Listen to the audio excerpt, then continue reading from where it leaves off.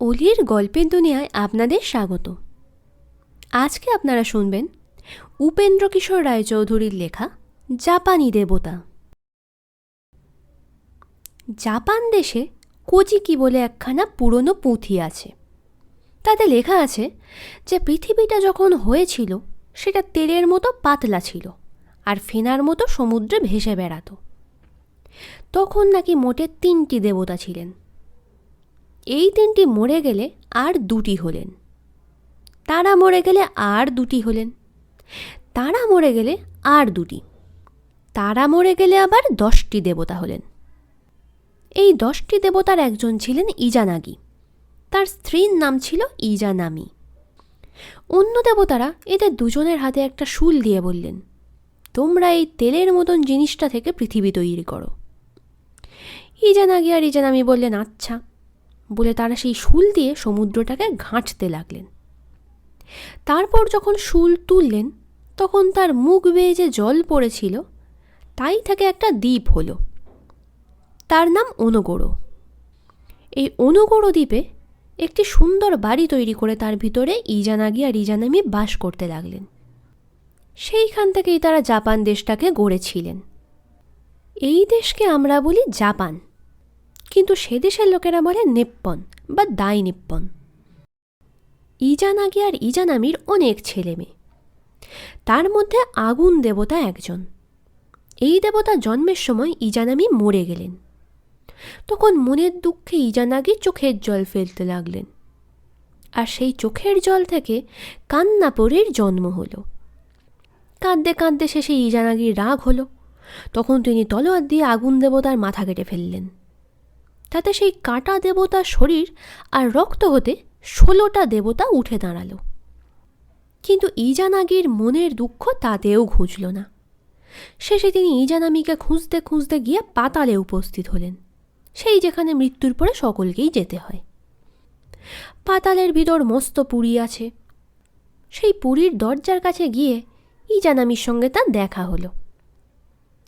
ইজানামি তাকে বললেন, একটু দাঁড়াও, আমি জিজ্ঞাসা করে আসি, তারপরে তোমার সঙ্গে যাব। এই বলে ইজানামি ভিতরে গেলেন। ইজানাগি খানিক বাইরে দাঁড়িয়েছিলেন।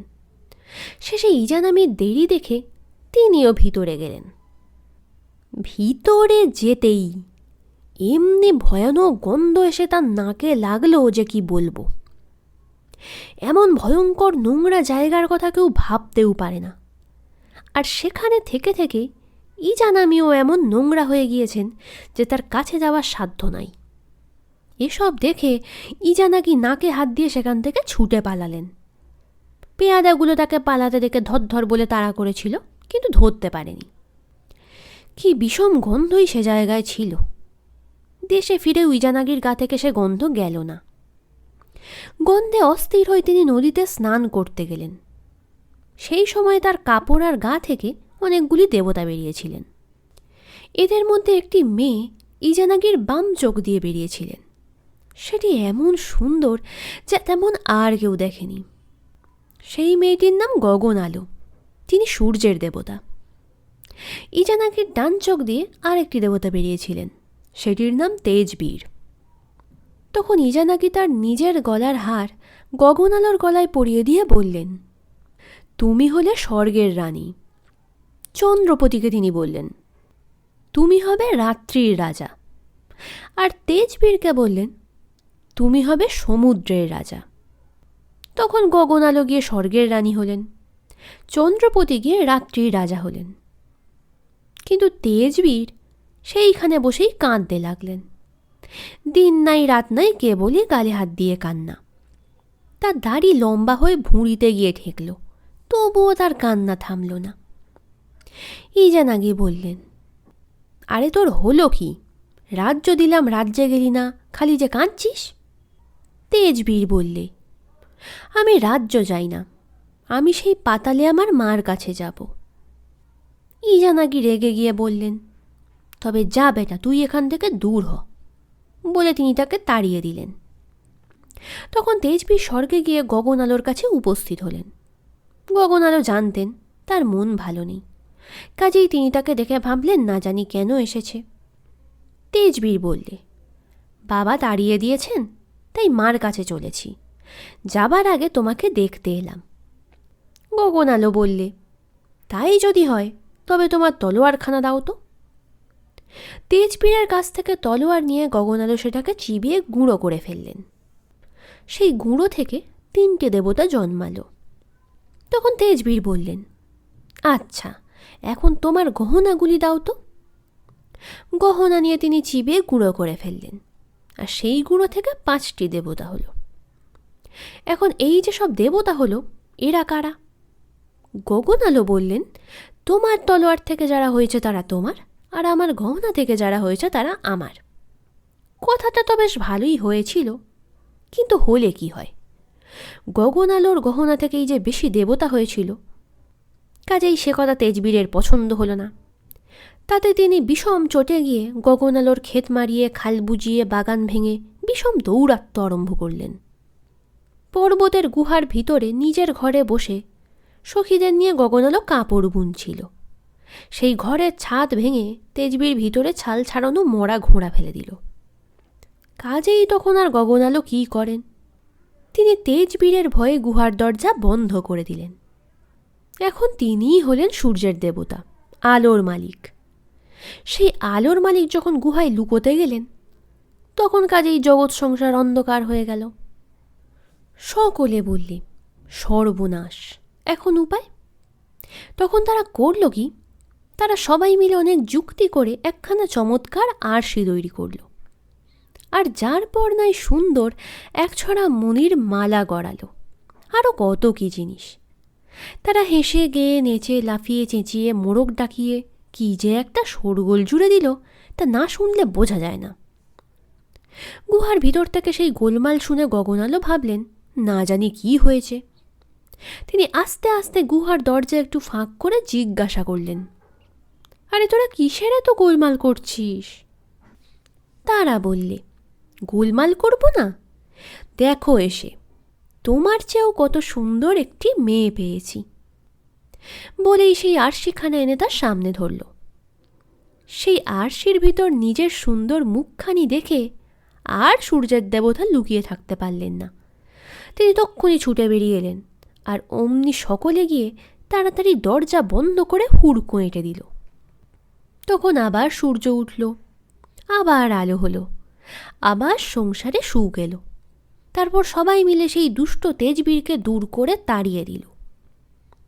সেখান থেকে তাড়া খেয়ে তেজবীর ঘুরতে ঘুরতে হি নদীর ধারে গিয়ে উপস্থিত হলেন।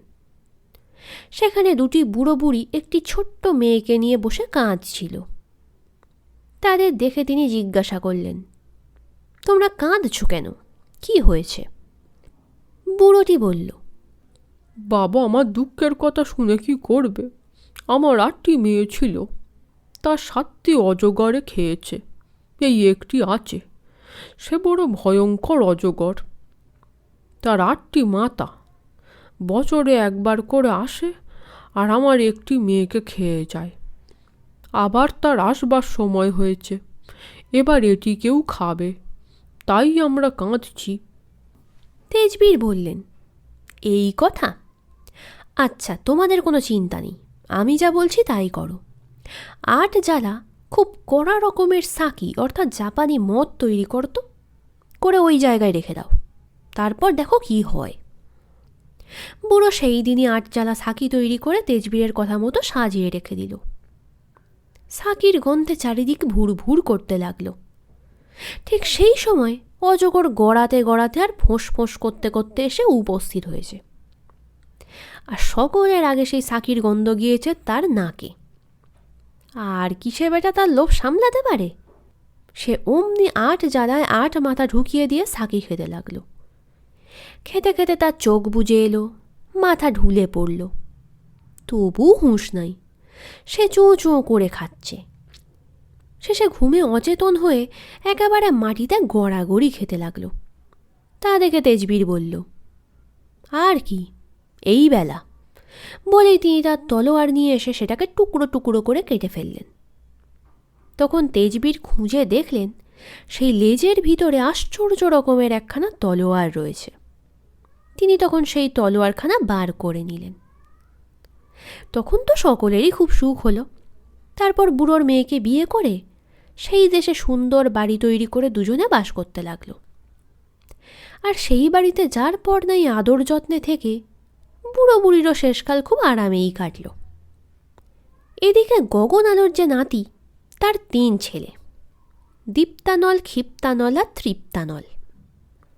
দীপ্তানল মাছ ধরেন আর তৃপ্তানল শিকার করেন। একদিন তৃপ্তানল দীপ্তানলকে বললেন, দাদা চলো না, তোমার কাজটি আমি করি আর আমার কাজটি তুমি করো, দেখি কেমন হয়। বলে নিজের তীর ধনুক দাদাকে দিয়ে দাদার বড়শি আর ছিপ তিনি চেয়ে নিলেন। নিয়ে মাছ তো ধরলেন খুবই। লাভের মধ্যে বড়শিটা মাছে ছিঁড়ে নিয়ে গেল। তারপর একদিন দীপ্তানল বললেন, ভাই শখ কি মিটেছে? এখন কেন আমার বড়শি আমাকে ফিরিয়ে দাও না? তাতে তৃপ্তানল ভারী লজ্জিত হয়ে বললেন, দাদা বড়শি তো মাছে নিয়ে গেছে, এখন কি করে দিই? এ কথায় দীপ্তানল যার পর নাই রেগে বললেন, সে আমি জানি না, আমার বড়শি আমাকে এনে দাও। তখন তৃপ্তানল আর কী করেন, নিজের তলোয়ারখানা ভেঙে টুকরো টুকরো করে তাই দিয়ে বড়শি বানিয়ে দাদাকে দিলেন। কিন্তু দাদার তাতে মন উঠল না। তিনি বললেন, ও আমি চাই না, আমার বড়শি নিয়েছ তাই আমাকে এনে দাও। তৃপ্তানল হাজার হাজার বড়শি এনে দীপ্তানলকে দিতে গেলেন, তাতেও হলো না। দীপ্তানল আরও রেগে গেল এবং বললে, আমার সেই বড়শিটি আমাকে এনে দিতে হবে। তা শুনে তৃপ্তানল মাথা হেঁট করে চোখের জল ফেলতে ফেলতে সেখান থেকে চলে গেলেন। ভাবলেন, হায় এখন আমি কি করি? সমুদ্রের মাছে বড়শি নিয়ে গেছে, তাকে আমি কোথায় খুঁজে পাব? এই কথা ভাবতে ভাবতে তিনি সমুদ্রের ধারে গিয়ে বসে কাঁদছেন। এমন সময় সমুদ্রের দেবতা লবণেশ্বর সেইখানে এসে তাকে জিজ্ঞাসা করলে, তোমার কি হয়েছে বাছা, তুমি কাঁদছ কেন? তৃপ্তানল তখন বললেন, দাদার বড়শি নিয়ে মাছ ধরতে এসেছিলাম, সেটা মাছে নিয়ে গেছে, তাতে দাদা বড্ড রাগ করেছেন। আমি আরও কত কাঁটা তাকে দিতে গেলাম, তিনি নিলেন না।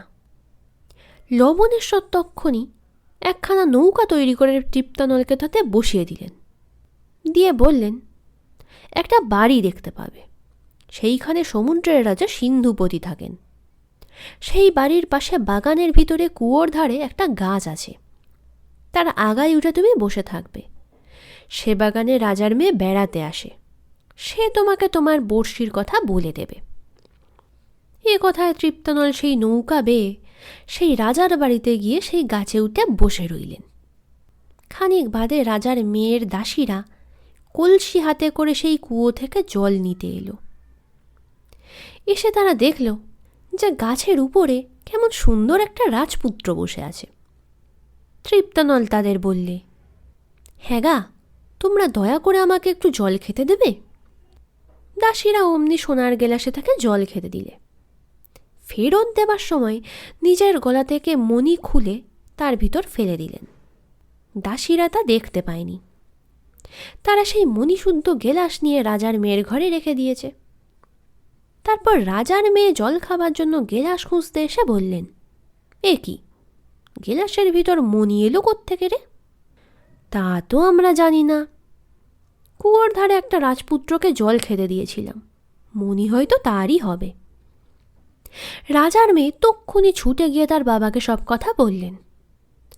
রাজা সিন্ধুপতিও এ কথা শুনেই তাড়াতাড়ি সেই কুয়োর ধারে চলে এলেন। এসে গাছের উপরে তৃপ্তানলকে দেখেই তিনি যার পর নাই আশ্চর্য আর খুশি হয়ে বললেন, আরে তোমার নাম না তৃপ্তানল? আমাদের স্বর্গের রানী গগনালোর নাতির ছেলে, তুমি কেন কুয়োর ধারে বসে থাকবে বাবা? এসো এসো, ঘরে এসো। বলে তাকে জড়িয়ে ধরে আদর করতে করতে রাজা তাকে সভায় নিয়ে এলেন। সভার লোক তার নাম শুনেই ব্যস্ত হয়ে উঠে তাকে সেলাম করে জোর হাতে তার সামনে দাঁড়িয়ে রইল। তারপর রাজা অনেক ধুমধাম করে তার সঙ্গে নিজের মেয়ের বিয়ে দিয়ে দিলেন। তারপর থেকে বেশ সুখেই দিন যায়। রাজা রোজই খবর নেন তৃপ্তানল কেমন আছেন। রাজার মেয়ে বলেন বেশ ভালো আছেন। এমন করে 3 বৎসর চলে গেল। তারপর একদিন রাজা খবর নিতে এসে শুনলেন যে তৃপ্তানল বিছানায় শুয়ে একটা খুব লম্বা নিঃশ্বাস ফেলেছিলেন। অমনি রাজা জিজ্ঞাসা করলেন, বাবা, তুমি কেন নিঃশ্বাস ফেলেছিলে? তোমার কিসের দুঃখ? তৃপ্তানল বললে, দাদার বড়শি নিয়ে মাছ ধরতে এসেছিলাম, সেই বড়শি মাছে নিয়ে গেছে।